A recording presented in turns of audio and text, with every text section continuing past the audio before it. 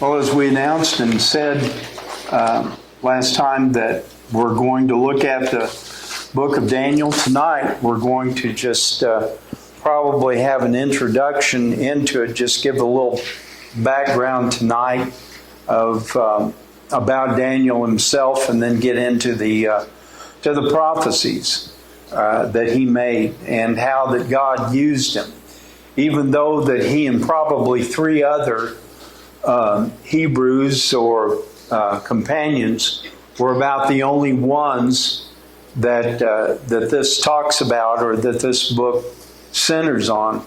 God was able to use them even in the midst of a heathen nation. And I think that gives us courage and kind of assurance that God can use us wherever that we're at, no matter what the circumstances might be.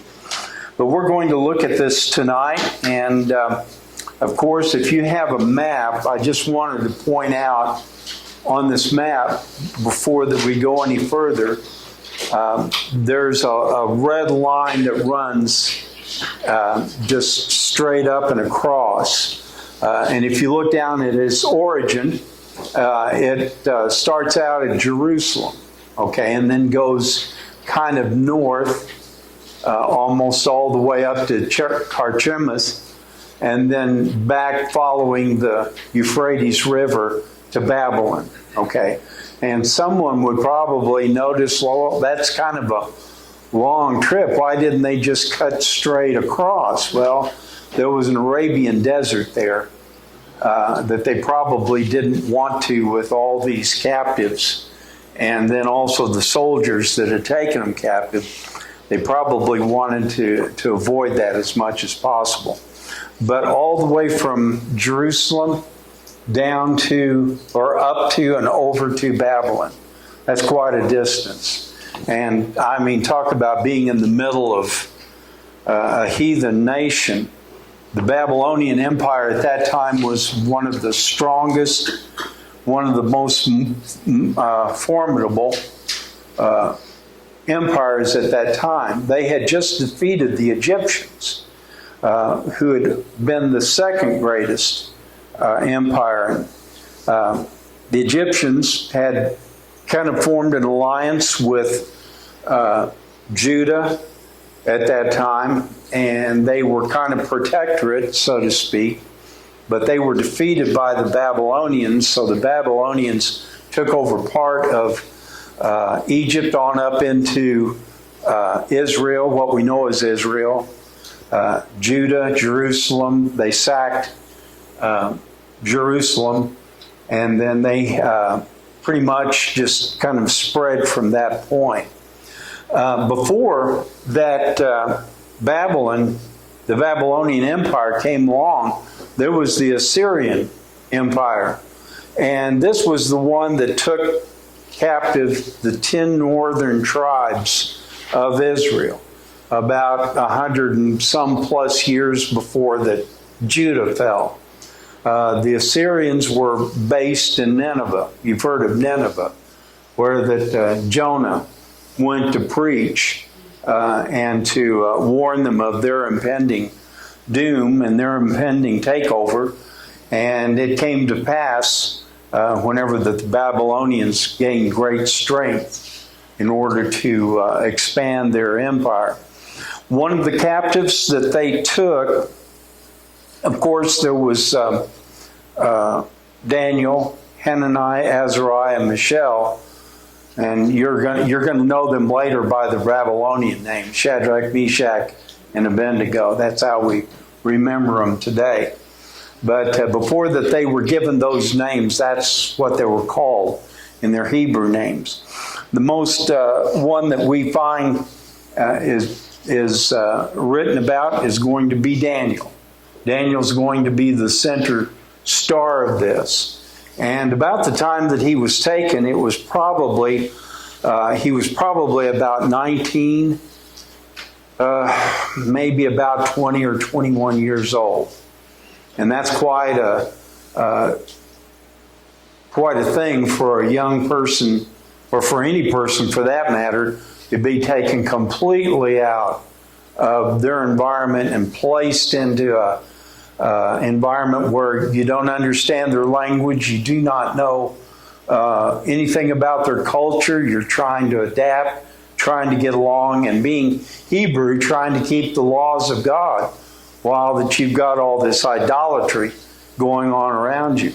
But anyway, Daniel was roughly about 19 years of age whenever that he was taken captive. And when you study on your own, you're going to run across different views about this book.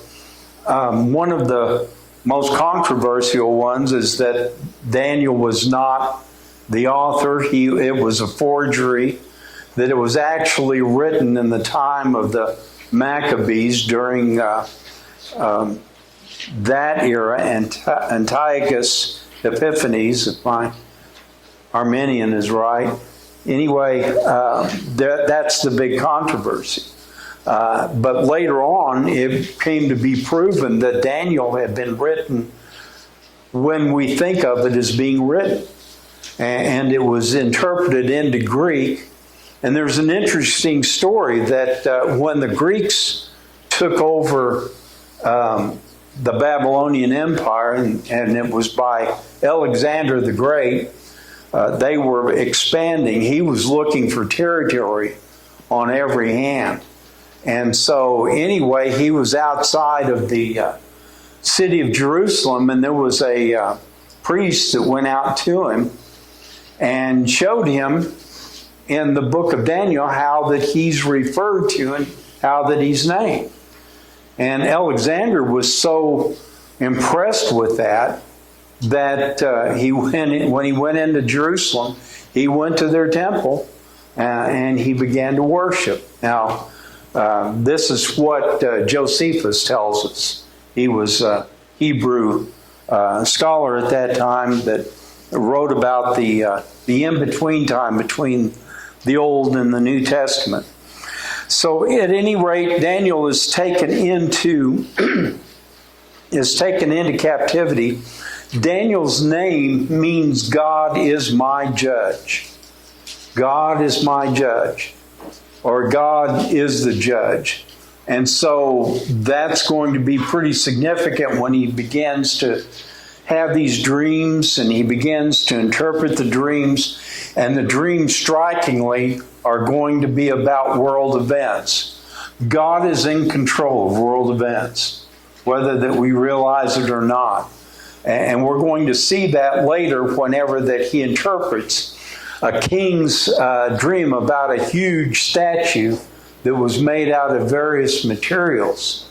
And each one of those materials, each part of that statue, represented the world powers that were going to be coming along, even on down to close to our time.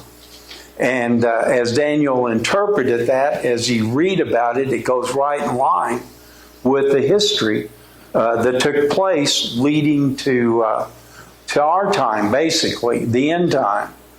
So Daniel is the author of these writings. He was taken into captivity in approximately 605 BC.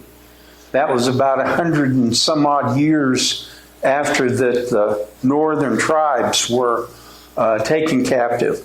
And he lived up until about 536 BC. And that was whenever that Cyrus the Persian was the new emperor. The Persians took over the empire. It kind of went from one to the other. And as one historian said, this was one of the biggest battlegrounds between empires. Empires were coming and going. There were battles galore trying to take control of that region.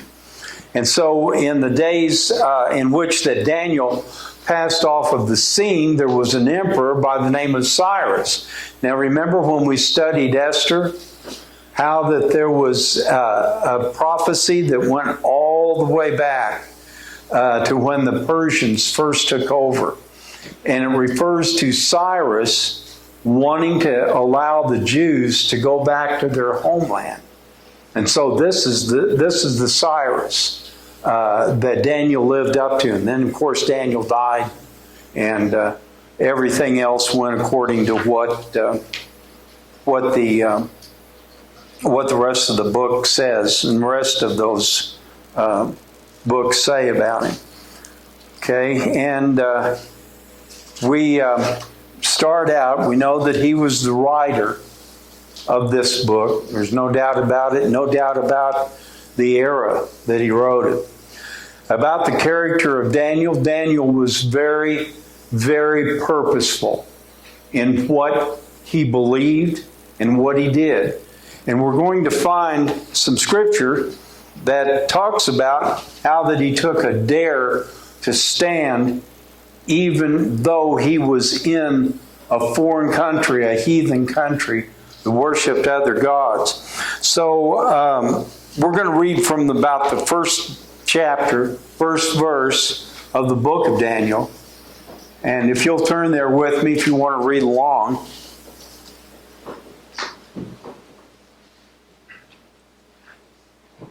We start out in the first verse. And in the 3rd year of the reign of Jehoiakim, king of Judah, came Nebuchadnezzar, king of Babylon, unto Jerusalem, and besieged it. And the Lord gave Jehoiakim, king of Judah, into his hand, and parted the vessels of the house of God, which he carried into the land of Shinar. Now, you see the name Shinar, that means Babylon, or the country of Babylon. To the house of his God, and he brought the vessels into the treasure house of his God, and there they remained for a considerable time.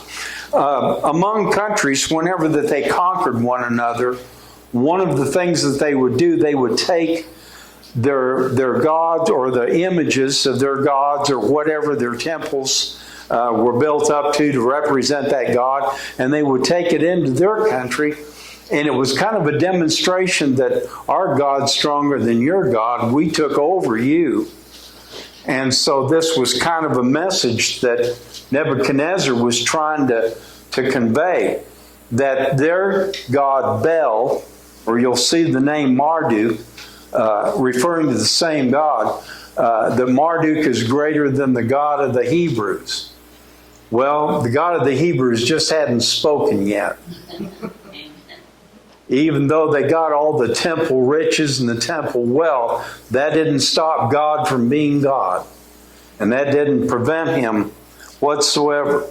So they brought the captives in, and out of the group that they brought in, they were looking for young men that were very well learned or had the ability to understand, to learn languages, to understand science, to understand all this stuff, and also to learn the language at that period of time. They were going to be used as eunuchs. Now, that has a double meaning there. They would make them eunuchs because they didn't want any of their offspring rising up in rebellion against the emperor or the king. But eunuch also has the name with it that it means an advisor. And so they were going to be advisors unto Nebuchadnezzar eventually. So for about 3 years, they're trained. They are under the supervision of a master of the eunuchs by the name of Ashpenaz. And that's in the 3rd verse. And as we said, they were going to be, they were looking for young men that were very, very good looking, I suppose, and cunning and knowledge in the 4th verse, as had ability to stand in the king's palace, and to whom they might teach the learning and the tongue of the Chaldeans. Now the Chaldeans were, their language was still the language of the Babylonians. That name was used kind of interchangeably. So Ashpenaz was in charge of them. He was going to teach them, train them, bring them along, get them used to the culture, teach them about their gods and what their duties would be eventually. Well, it came down to how they were going to be taken care of. And this is where the problem comes in, the first conflict. They were going to feed them the king's meat and the king's wine and set at the king's table, or set within the palace. And if you know the background of the Hebrews, they were very particular. They were commanded by God, by the law of Moses, being very particular about the diet that they had. And you can go back into the first 5 books of the book of Moses, and you can see how that you may eat this, you do not eat this, you do not eat swine, so on and so forth. So it's speculated that the type of meat that they had, if there was two aspects to them, that they were in danger of violating their dietary laws of Moses. First of all, some of it was mixed meat that contained meats that they were not to eat. For example, and swine or pigs or pork was one of them. But also some of this meat had been offered unto idols. And so it was something dedicated unto an idol, and they were not to have anything to do with that at all. Second thing was that the wine that they were to receive was undiluted wine. Now, the Hebrews always diluted theirs because theirs were used more for ceremonial purposes, not for inebriation or whatever. But at any rate, they were not to partake of the strong drink of the Babylonians. And so the 4 that were kind of called in question was Daniel, and I'm just going to go ahead and use their Babylonian names, was Daniel, Hananiah, and Mishael, and Azariah. And Daniel was given the name of Belteshazzar, which has to do with the god Bel. Okay, now I'm not sure all the meaning that is surrounding in that, but nevertheless, they were given those names. They were going to make Babylonians out of Jews, was the ultimate thing that was going to take place. So in this, they probably got together and said, what are we going to do? Now, probably nobody's going to know that we eat this meat. Nobody's going to know that we drank the king's wine. And we want to get along. We want to get along with these guys. Since we're here in their country, and they've been real nice to us. They've been real good to us. They've been very hospitable. We haven't suffered some of the things that other of our countrymen have. But they still thought it over and came to the conclusion that no, we can't eat the king's meat and we can't drink the king's wine. So this got the prince of the eunuchs rather concerned, because his head was on the chopping block as far as like what was going to become of him if they could not resolve this difference. So what they did is Daniel told them that, well, give us 10 days. Give us 10 days and we will take pulse. Now, pulse is like vegetables, and we'll also drink water. Let us do that for about 10 days. And then if we look better, if we seem better, if our health looks better, then that's what we're going to stick with. So at any rate, the prince of the eunuchs agreed to it. And this was kind of like a under captain of Ashpenaz. His name was Melzar. They went ahead and agreed to allow them to do that. Now, if it didn't work out, not only Melzar and Ashpenaz would be in danger, but these young men would, because they were not going to fool with them at all. So at any rate, 10 days passed and they had pulse to eat and water to drink.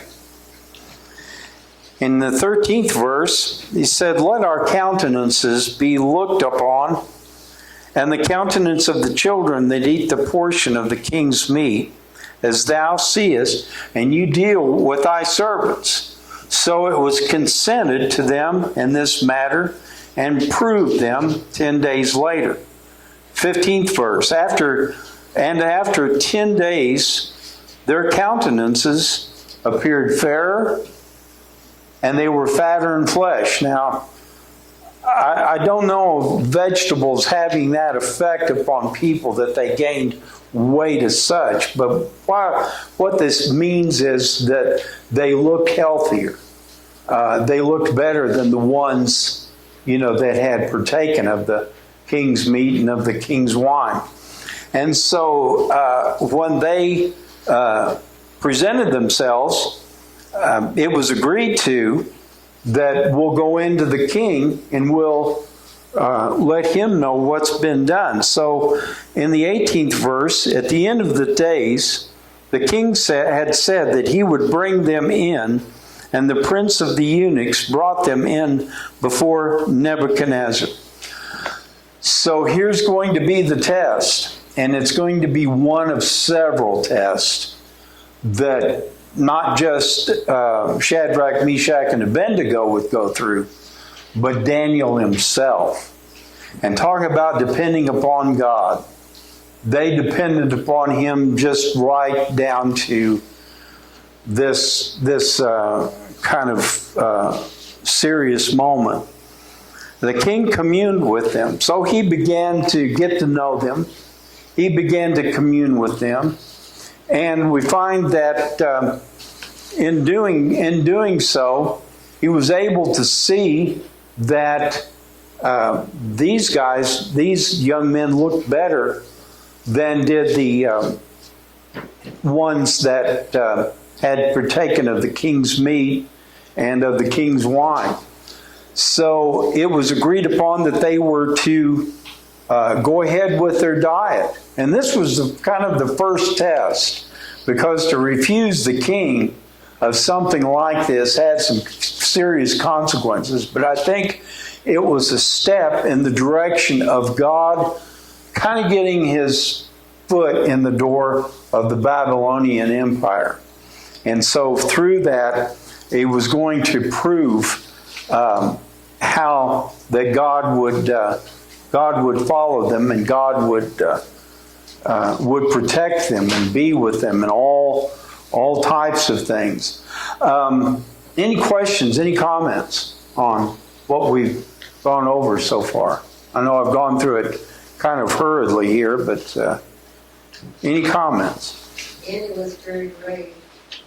Yes. These, the Babylonians and the Assyrians and all of those, they carried a very rough reputation for how that they treated prisoners and how that they treated some of the captives. So he was brave, but he was faithful. And you read the verse of Scripture about what decision they were going to make about whether to eat the king's meat or not to eat the king's meat. This is the first characteristic of Daniel. He purposed in his heart that he would not eat the king's meat and drink the king's wine. And this will follow Daniel throughout. And it was God that gave him the grace and God that gave him the faith. He remembered what he had been taught, what he had seen God do, even in spite of the problems that they had in Jerusalem and in Judah. He remembered that God was always going to be with them. And God is with us whenever that we stay faithful to him. The going may get kind of tough. And whenever we have to take a stand like this and maybe other types of stands, kind of scratch your head and, it's like, oh man, this isn't going to have a good ending to it. But we've got to hang on and trust God that no matter what, we're going to stay faithful to him. And to us in this era, it's a lesson to us that as God was with Daniel, God will be with us. There'll be some stands that the church will have to take as concerning social conditions out there, what's being taught and purported in our society. I mean, things that are just blaringly against what God teaches in His Word. But yet, God will be faithful to us if we'll be faithful to Him. And He'll give us the courage to stand if it ever comes down to that. So Daniel was taken from his family, and he had family there. He, from what we understand, he was by himself. We do know that when he got to the city, whenever that they took them aside to train them all. I mean, he had family before he was taken. Oh yes, yes, and there's a thought that he was of a royal lineage.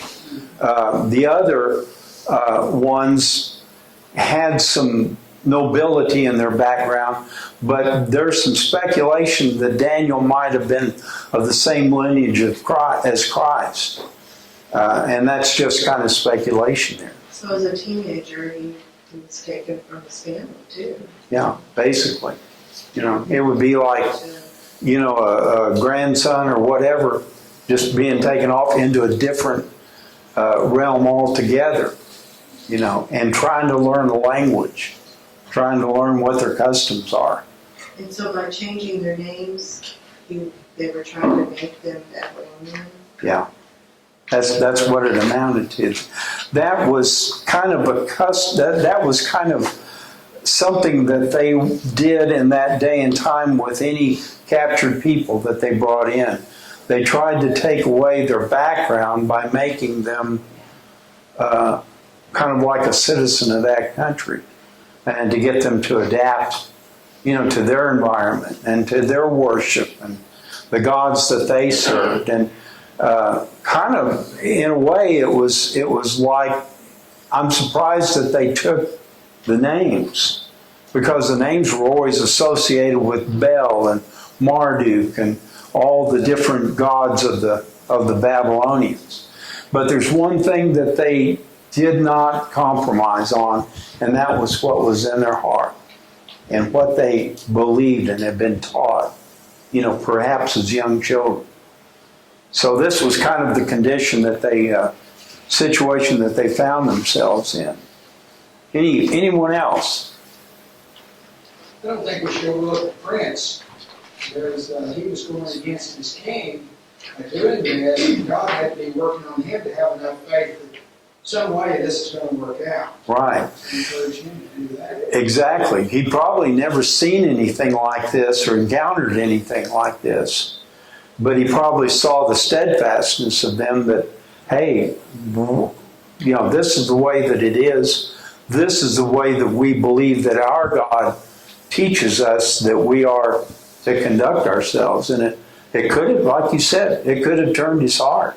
I'm sure the first few days he was pretty nervous. Yeah, I would say so, because there was going to be a kind of a final judgment of what their appearance was, and then he was going to have to tell Nebuchadnezzar. And you know, it kind of fits Daniel's name when you think about it.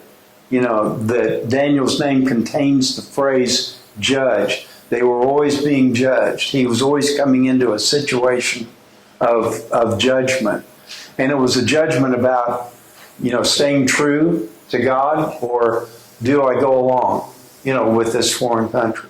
And I think God rewarded him in it and strengthened him, because we find that God starts revealing, you know, dreams to him in a way unlike God's ever revealed anything to any of the prophets. Now, people will tell you today that Daniel wasn't really a bona fide prophet. He was more of a writer and all of that.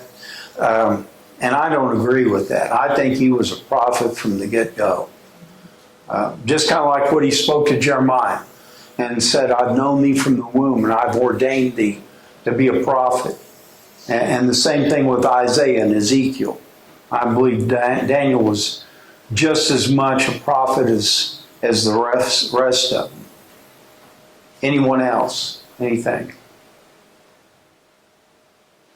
Do we have situations like this, in a sense, in our world today, in our society? I think we do. I don't think we always stand up to them. And we may not even realize they're there, but I think that they are there. Yes. Yes. I agree with you on that. I was just thinking that, back to the name changing, to me they're just starting to try to brainwash them into their, and I think how quickly we can be too assimilated into other thoughts that we can start compromising on. Yeah. But don't you think they changed their name? But that didn't change them. Yeah, Because God was with them always. Right. yeah, that's Right. what I think that what strong men, Yeah. strong faith that they did have. Yeah, exactly. Anyone else?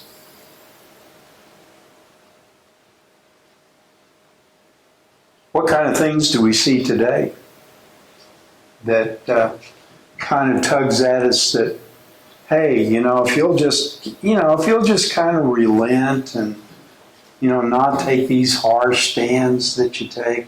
We see that, don't we? We're called upon to do that. And to a degree, we've got to get along with people, but I think we don't have to condone what we know to be wrong.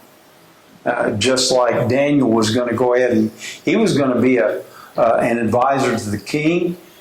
He was going to be one that the king would call upon several times. But it didn't mean that Daniel went along with the worship. And we'll see that later whenever that, they're all called to bow before an image. And if they don't, it means their life. Or if you don't stop praying, this is what's going to happen to you. I pray that it never happens to any of us, but we've got a good example here. And if God was with Daniel, he'll be with us. He'll definitely be with us. I think we see it with either all about teenagers or, I love teenagers, so I'm not going to say anything bad about teenagers. But when you have a teenager, or if you've had a teenager, you've got to stick to right is right and wrong is wrong. You really got to get apart there. Yeah. And I think sometimes just also explaining it, that, okay, here's the reason why. Explaining it to them. That goes a long way there too. They were pretty steadfast, weren't they? I've known, a few people that were of the Jewish background, and I can tell you whenever a few of them that I knew dug their heels in, that was it. You're not going to change, what they feel about something, and but they'll stick with it. That's for sure. So he was a person that was a purpose, but then also Daniel was a person of prayer. And I think as we see time go on, as the Lord allows us to go along, we'll become more and more and more people of prayer. It'll be everything that we bring before Him. How many times, and I'm kind of jumping ahead here, but how many times did Daniel pray per day? Probably already know this. 3. 3 times a day. And he would face towards Jerusalem. Yeah. That's where the temple was. That is referred to as the city of God in many instances. So he was a person of prayer, and his every decision that he made, even in a pagan court, he took it to God in prayer before that he made any kind of decision or anything to take before the king. We're people of prayer, aren't we? Yeah. Everything that we're going to see in the future, or as time goes on, if it goes on more and more, we're going to find ourselves taking it before God. Any comments on that? I agree with what Jackie said, but I think too, there's just many temptation for senior citizens, and we've just learned to justify our choices a little better than maybe they have. Yeah. Yeah. It affects, in our time, it affects us all. Really. Absolutely. Yeah. They just change. Yeah. I agree with you. Anyone else? It just reminds me of what I was saying earlier, that we got word today that the NAIA, that's the athletic association that governs small, mostly faith-based schools, so like Evangel, Baker, West, College Eagles Hearts, Central Methodist, all of those small schools. The presidents voted over the weekend that students or athletes had to play for the team of the gender that they were born with. In other words, men who transition to women cannot play on a women's team. And, the NCAA doesn't have that. I mean, that's not something the big ones have. Yeah. And so they voted for that. And they're going to be attacked. Oh, yeah. We need to be praying for those presidents, those schools, because they're going to be attacked. Sure. They're going to be sued. But they took us, but they took a strong stand. Yeah. Yeah. And I'll tell you that. Yeah, exactly. So if Chloe makes the team for basketball, she won't have to worry about a man playing on her team.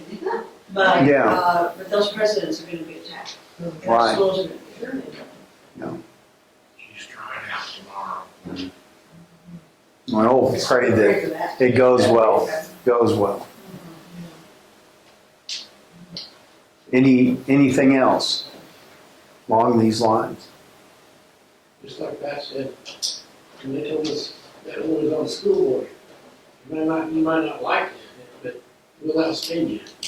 You can't win. Who told you that? Yeah. But I mean, they know. I had a big problem with the Bible deal. I thought we ought to be able to go back to Bibles and Right. they said that we had to, this, for instance, the Ku Klux Klan wanted to give out stuff, they can give out stuff just like the others. And I didn't think that was right. And they said, well, what do you think is right or not? We'll outspend you, we'll break you. And that's just- Yeah. And they, You'd be surprised though, because I said in so many schools, maybe the teacher can't stand there and talk about the Bible, but you'd be surprised how many teachers have a Bible right there on their desk, and you've got the Bible that's been used, not been used just for to look at. Yeah. Yeah. True. I admire them.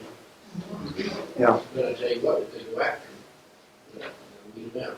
Well, if they're not standing there preaching it, I think it's okay to play it. They're going to use it in their spare time. Thank you. Sounds good. Yeah. Yeah.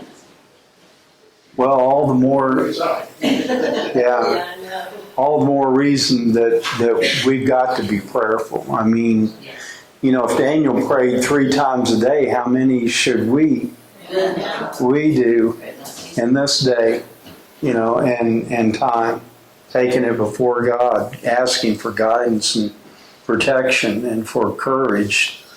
So Daniel prayed. I mean, just in that day and time, 3 times a day, and this day and time, probably 3 times 3 times 3. Just as God would direct. he was also what we would say a man of prophecy. Now, they will not call him in some books and some studies a prophet, but he was a man of prophecy. God spoke to him and revealed things to him in dreams. And he would get these visions, he would get these dreams, and from those, it would just kind of unfold what was to take place. You know, he might be praying for one thing, and God just direct his attention towards, you know, look at this over here. This is what I'm going to do, and this will take place.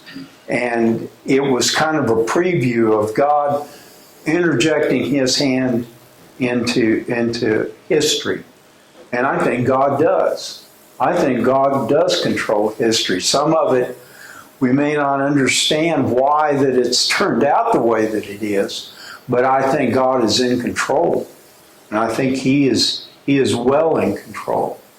And I think if we could pull back and have a chart or something that God would say, okay, this happened, here's the reason why, here's why I did it this way. I think it would really surprise us. And as we get into the book, we're going to see a lot more of that. And we're going to see how that it fits into history, and it fits into world events up to the coming of the Lord Jesus Christ. There's the kingdom that's going to conquer it all. That's the kingdom that will conquer everything today. So, any other comments?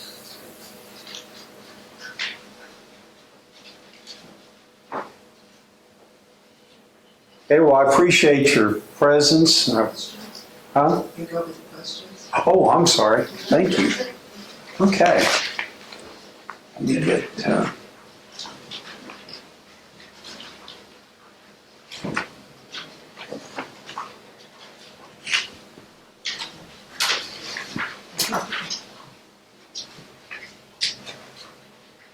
Okay. Let's see. First question is going to be, Daniel was given a heathen name, but he refused to adopt the heathen customs. So what was that name that they gave him? I know it may be kind of hard to pronounce. Yeah. Right. Okay. Yeah. Starts with a B. Yeah. Okay. Now, who was the king of Babylon? Nebuchadnezzar. Exactly. We're going to see that name come up a lot in the book of Daniel. Was he a good king or a mean king? Well, I'd say probably, relatively speaking, he was middle of the road. Does he become jealous? Yeah. There was an instance where he did, and God had to kind of put him down. But I'd say he was probably, we don't know what all he did to the captives and the other captive nations.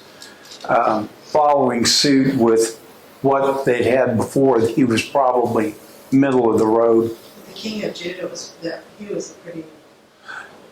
He was one that was put into power by the Egyptian king.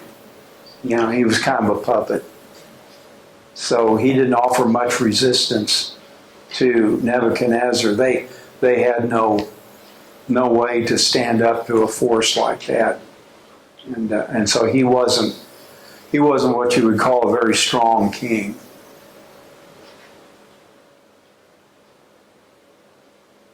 Okay? Why would Daniel not eat the meat of the king? Not want to defile himself. Exactly. You know, when you look at that word defile, you know, you can kind of conclude from that being raised a Jew, eating the wrong kind of meat would defile you. That's an instance of where you're taking in something that God has said not to take in. So he purposed it, and here we go again with that word purpose. He purposed in his heart and stuck with it that he would not eat the king's meat.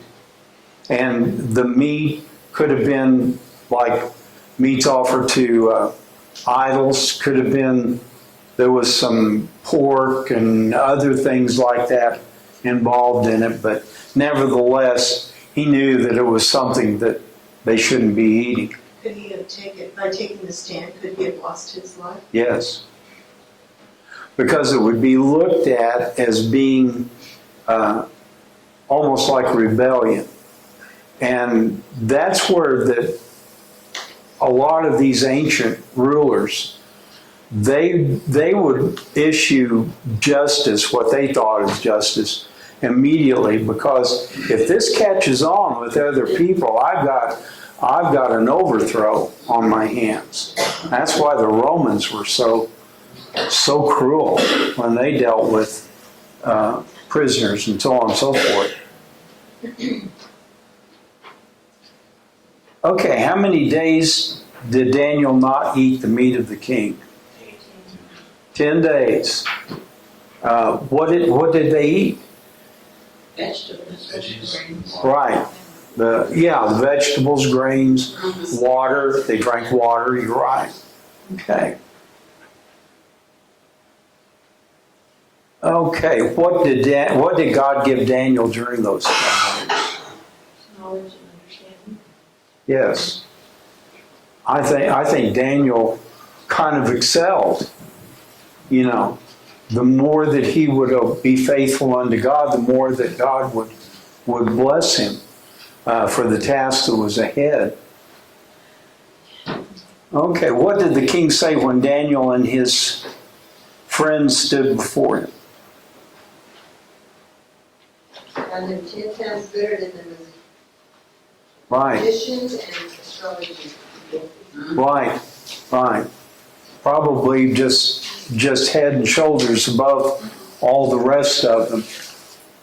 And it's a good lesson about, you may not get the best diet when you obey God, but it's sufficient, He always said, my grace is sufficient unto you. So, The king was surprised that they yeah, I think he was surprised at their bravery and standing for the principles that they did, but also he was surprised at the knowledge that I envision them as being kind of like the top reign of advisors, wisdom and knowledge, and knowing how to approach the king and reason, and this is the best thing to do, the best avenue, the best pathway to take.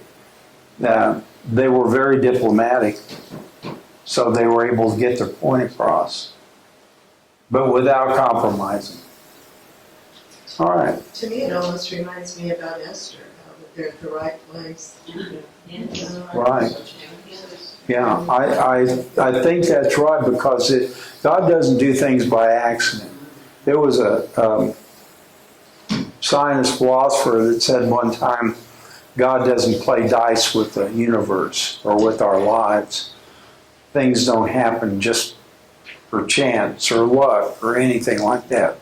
That He's got an intimate role to play in our lives and in the lives of all in history and in a nation. All right. Anything else?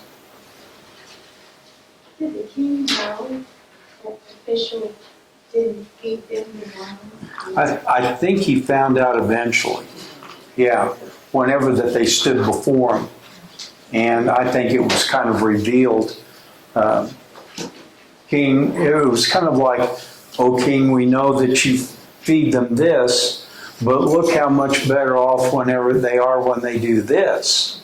And look at how it affects their thinking and their understanding and everything." So I imagine after that, the ones that have been used to eating king's meat might have been a little surprised whenever they got celery, carrots, and cucumbers. Wasn't it kind of a privilege though to eat in the king's meat? It was an honor in a way. Actually, it was a symbol of prestige.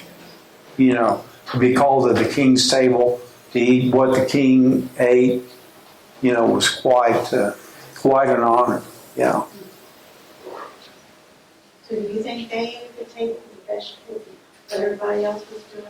I'm wherever they ate at, I think they ate the vegetables. You know, and we're not really told how that affected all the rest of them in the king's family and the king himself, but it did prove the point of Daniel, and that was quite a headway to make because Daniel stuck to what he believed, and he was rewarded for it. And I think in a way the king probably respected him for that, for his standing to it.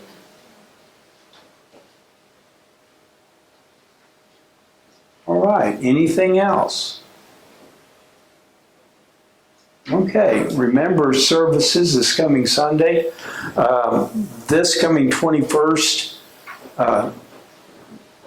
Sunday after this next one, Brother Terry Nicodemus is going to be here. He's going to share with us and kind of do a devotional, but it's going to be centered around where that he went to preach at in Africa and the trips that he took there. So I want to encourage everybody to be in attendance for that can.